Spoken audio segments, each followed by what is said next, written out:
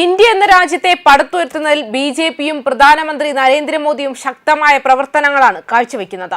India Pak സംഘർഷത്തിന് ശേഷം Indian ജനതയ്ക്ക് ഓപ്പറേഷൻ സിന്ധൂറിലൂടെ അത് കൃത്യമായി തുറന്നുകാണിച്ച വ്യക്തിയാണ് നരേന്ദ്രമോദി. അദ്ദേഹത്തിന്റെ പ്രവർത്തനങ്ങളിൽ അഭിമാനിക്കുന്നവരാണ് ഓരോ ഇന്ത്യൻ ജനതയും. മാത്രമല്ല, ഇന്ത്യക്ക് പുറത്തും മോദിയുടെ ആരാധകർ നിരവധിയാണ്. വിദേശ രാജ്യങ്ങളുമായി സൗഹാർദ്ദ ബന്ധം പുലർത്തുന്നതിൽ മോദിയോളം വരുന്ന മറ്റൊരു നേതാവില്ല. അതുകൊണ്ട് തന്നെ ഇന്ത്യയിലെ മറ്റു പാർട്ടി നേതാക്കൾക്കും പ്രധാനമന്ത്രിയോടും അദ്ദേഹത്തിന്റെ രാഷ്ട്രീയ നിലപാടുകളോടും പാർട്ടിയോടും ആരാധന കൂടിയിട്ടുണ്ട്. അതിന്റെ ഉത്തമ ഉദാഹരണമാണ് കോൺഗ്രസ് വർക്കിംഗ് കമ്മിറ്റി അംഗം ശശി തരൂർ. സ്വന്തം പാർട്ടിയെക്കാളും നേതാക്കളെക്കാളും അദ്ദേഹം ആരാധിക്കുന്നത് മോദിയെയും ബി.ജെ.പിയെയും ആണെന്ന് തോന്നും വിധത്തിലാണ് അദ്ദേഹത്തിന്റെ പ്രവർത്തികൾ. സ്വന്തം പാർട്ടിക്കുള്ളിൽ ആ കാരണം കൊണ്ട് അദ്ദേഹത്തിന് വിമർശനങ്ങളും നേരിടേണ്ടി വന്നിട്ടുണ്ട്.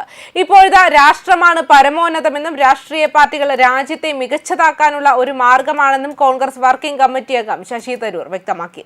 മെച്ചപ്പെട്ട ഇന്ത്യ കെട്ടിപ്പടുക്കുക എന്നതാണ് ഏതൊരു പാർട്ടിയുടെയും ലക്ഷ്യമെന്നും ഈ ലക്ഷ്യം കൈവരിക്കുന്നതിനുള്ള ഏറ്റവും നല്ല മാർഗത്തിൽ പാർട്ടികൾക്ക് വിയോജിക്കാനുള്ള അവകാശമുണ്ടെന്നും ശശി തരൂർ പറഞ്ഞു. രാജ്യത്തിന്റെ സായുധ സേനയെയും സർക്കാരിനെയും പിന്തുണയ്ക്കുന്ന തന്റെ നിലപാടിൽ ഉറച്ചു നിൽക്കുമെന്നും അത് രാജ്യത്തിന് ശരിയാണെന്ന് താൻ വിശ്വസിക്കുന്നുണ്ടെന്നും അദ്ദേഹം പറഞ്ഞതായി ഏജൻസി അറിയിച്ചിട്ടുണ്ട്.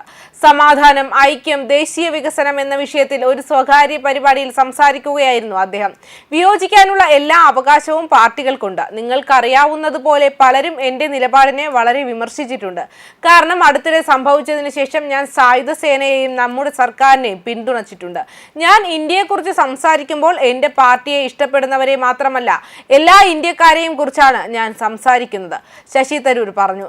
മുൻ പ്രധാനമന്ത്രി ജവഹർലാൽ നെഹ്റുവിന്റെ വരികൾ ഉദ്ധരിച്ച ശശി തരൂർ ഇന്ത്യ മരിച്ചാൽ പിന്നെ ആർക്കാണ് ജീവിതം അവശേഷിക്കുക എന്ന് ചോദിച്ചു. രാജ്യം അപകടത്തിലാകുമ്പോൾ എല്ലാ പാർട്ടികളിലെയും നേതാക്കളെയും ജനങ്ങളെയും അഭിപ്രായ വ്യത്യാസങ്ങൾ മാറ്റിവെക്കാൻ അദ്ദേഹം അഭ്യർത്ഥിക്കുകയും ചെയ്തു. നിർഭാഗ്യവശാൽ ഏതൊരു ജനാധിപത്യത്തിനും രാഷ്ട്രീയ മത്സരത്തെ അടിസ്ഥാനമാക്കിയുള്ളതാണെന്ന് ശശി തരൂർ തന്റെ പ്രസംഗത്തിൽ പറഞ്ഞു. ഫലമായി എന്നെ പോലുള്ള ആളുകൾ നമ്മുടെ പാർട്ടികളെ ബഹുമാനിക്കുന്നുവെന്ന് പറയുമ്പോൾ നമ്മുടെ പാർട്ടികളിൽ നമ്മെ നിലനിർത്തുന്ന ചില മൂല്യങ്ങളും വിശ്വാസങ്ങളും നമുക്കുണ്ട്. എന്നാൽ ദേശീയ സുരക്ഷയുടെ താൽപര്യാർത്ഥം നാം മറ്റ് പാർട്ടികളുമായി സഹകരിക്കേണ്ടതുണ്ട്. ചിലപ്പോൾ ഇത് തങ്ങളോടുള്ള വഞ്ചനയാണെന്ന് പാർട്ടികൾക്ക് തോന്നുകയും ഇതൊരു വലിയ പ്രശ്നമായി മാറുകയും ചെയ്യുന്നുവെന്നും അദ്ദേഹം കൂട്ടിച്ചേർത്തു. കോൺഗ്രസ് ഹൈക്കമാൻഡുമായി എന്തെങ്കിലും പ്രശ്നമുണ്ടോ എന്ന് ശശി തരൂരിനോട് ചോദിച്ചപ്പോൾ ഏതെങ്കിലും രാഷ്ട്രീയമോ പ്രശ്നമോ ചർച്ച ചെയ്യാനല്ല താൻ ഇവിടെ വന്നതെന്നും അദ്ദേഹം പറഞ്ഞു. ശശി തരൂർ, ഞാൻ 2 പ്രസംഗങ്ങൾ നടത്താനാണ് വന്നത്. 2 പ്രസംഗങ്ങളും പൊതുജനങ്ങൾ ബഹുമാനിക്കുകയും വിലമതിക്കുകയും ചെയ്യുമെന്ന് ഞാൻ പ്രതീക്ഷിക്കുന്ന വിഷയങ്ങളെക്കുറിച്ചായിരുന്നു. ആദ്യ പ്രസംഗം വികസനം, ബിസിനസ്സുകളെ പങ്ക്, സമാധാനവും ഐക്യവും എന്നിവയെക്കുറിച്ചായിരുന്നു. രണ്ടാമത്തെ പ്രസംഗം പ്രധാനമായും സാമുദായിക ഐക്യത്തെക്കുറിച്ചും വികസനത്തിനും പുരോഗതിക്കും വേണ്ടി നാം എല്ലാവരും ഒരുമിച്ച് ജീവിക്കാനുള്ള ശ്രമത്തെക്കുറിച്ചുമായിരുന്നു. എൻ്റെ 16 വർഷത്തെ രാഷ്ട്രീയത്തിൽ ഉൾക്കൊള്ളുന്ന വളർച്ചയാണ് എൻ്റെ മന്ത്രം. ഉൾക്കൊള്ളുന്നതിലും വികസനത്തിലും ഞാൻ വിശ്വസിക്കുന്നു. ദേശീയ സുരക്ഷയിലും ദേശീയ താൽപര്യത്തിലും ഞാൻ വിശ്വസിക്കുന്നുവെന്നും ശശി തരൂർ കൂട്ടിച്ചേർത്തു. ന്യൂസ് ഡെസ്ക് കർമ്മ ന്യൂസ്.